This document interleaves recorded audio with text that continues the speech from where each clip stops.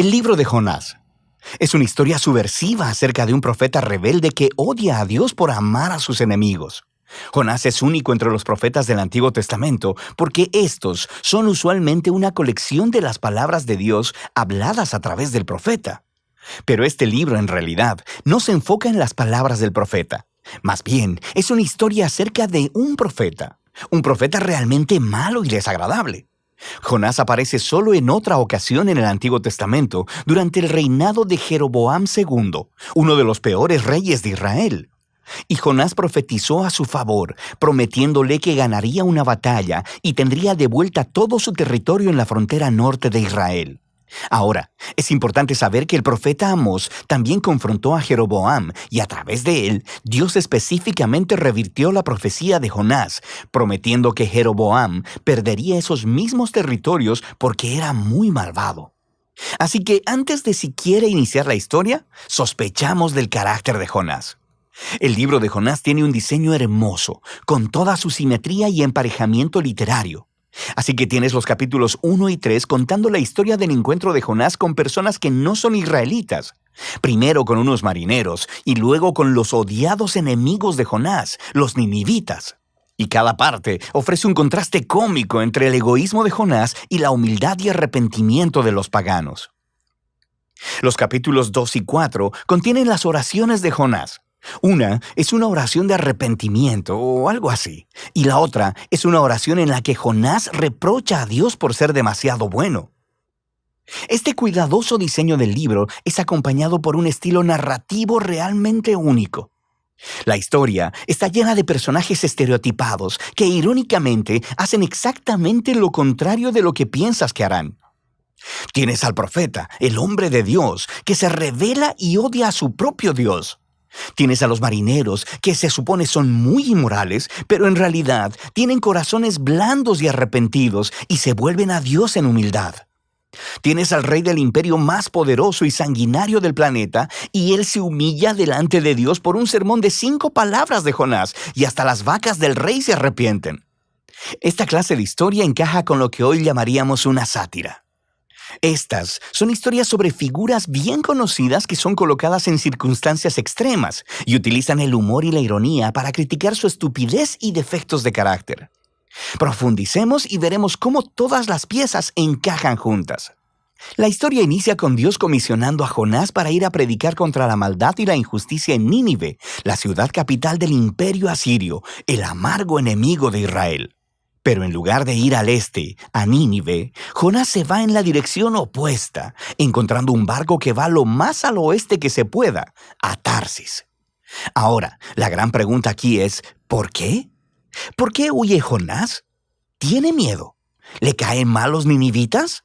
Todavía no se nos dice. Así que el hombre de Dios intenta huir de Dios y aborda un barco lleno de marineros paganos. Entra en la nave y se queda dormido.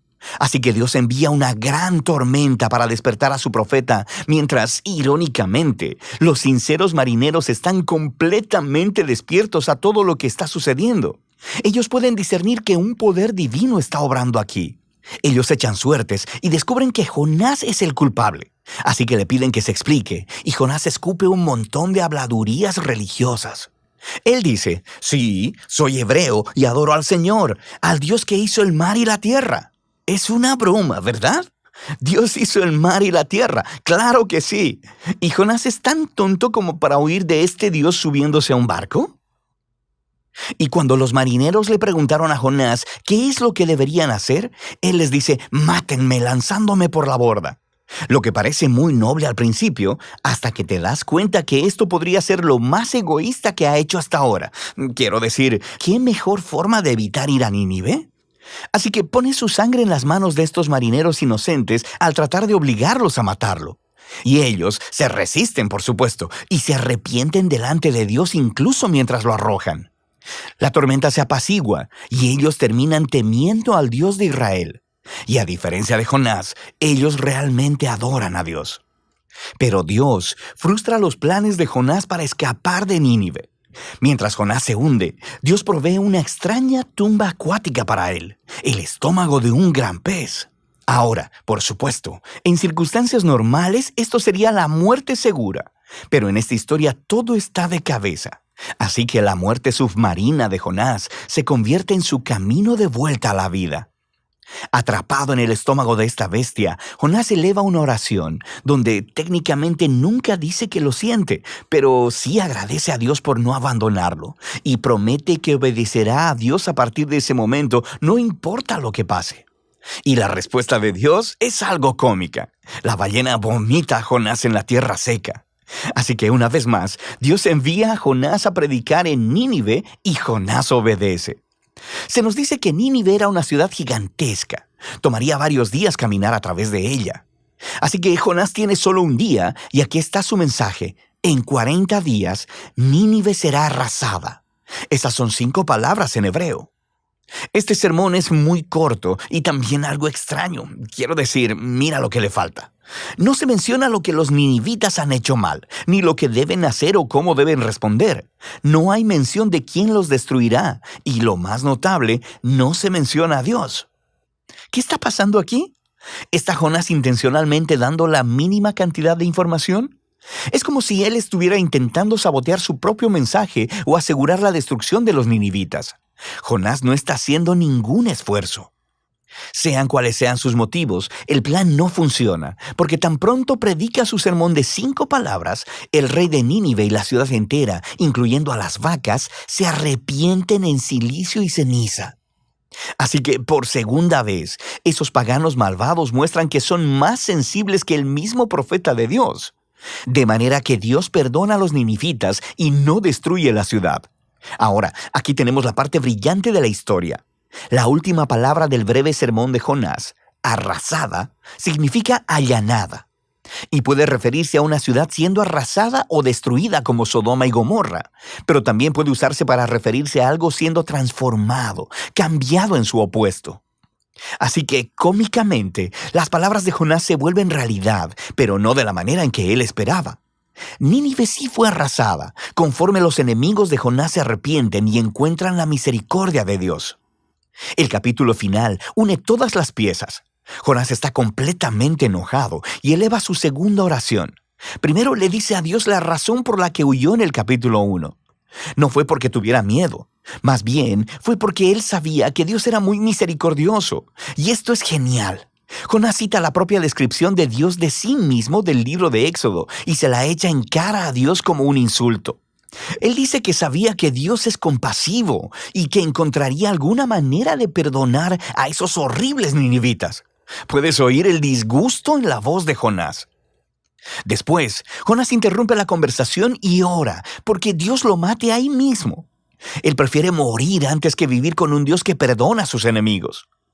Afortunadamente para Jonás, Dios no accede y simplemente pregunta si el enojo de Jonás es justificado. Jonás ignora la pregunta y se va a las afueras de la ciudad a acampar en una colina cercana para esperar y ver qué sucedería. Ya sabes, puede ser que los ninivitas se arrepientan de haberse arrepentido y acaben rostizados después de todo. Lo que sucede después es muy extraño. Dios provee una planta para darle sombra a Jonás y eso lo pone bastante feliz. Pero luego, Dios envía un pequeño gusano para comerse la planta, así que Jonás pierde su sombra. Y luego, en el calor del sol, Jonás le pide a Dios una vez más que lo mate. Dios una vez más le pregunta a Jonás si su enojo tiene justificación, y Jonás ladra. ¡Claro que sí! ¡Solo déjame morir! Y esas son las últimas palabras de Jonás en la historia. Las últimas palabras de Dios son las que concluyen el libro. Él dice que el incidente con esta planta fue una manera de tratar de hacer entender a Jonás, ¿cierto? Jonás se preocupó y se puso sentimental por esta planta que solo disfrutó por un día. Y Dios le preguntó a Jonás, ¿no son los humanos un poco más valiosos que las plantas? Quiero decir, ¿no está bien que Dios pueda sentir la misma clase de emoción y preocupación por la ciudad de Nínive, que está llena de miles de personas quienes se han extraviado del camino y también por sus vacas? Y así es como termina el libro, con Dios pidiéndole a Jonás permiso de mostrar misericordia a sus enemigos. ¿Y cuál es la respuesta de Jonás? La historia no lo dice, porque ese no es el punto. El punto es que el libro quiere incomodarte. Y las preguntas de Dios en realidad son dirigidas a ti, el lector. ¿Te parece bien el hecho de que Dios ame a tu enemigo? Así que este libro pone un espejo frente al lector. En Jonás vemos aumentadas las peores partes de nuestro propio carácter que deberían generar humildad y gratitud porque Dios ama a sus enemigos y porque soporta al Jonás que hay en nosotros. Así que esta extraña historia se convierte en un mensaje de las buenas nuevas sobre la grandeza de la misericordia de Dios, lo cual debe retarnos hasta lo más profundo. Y ese es el libro de Jonás.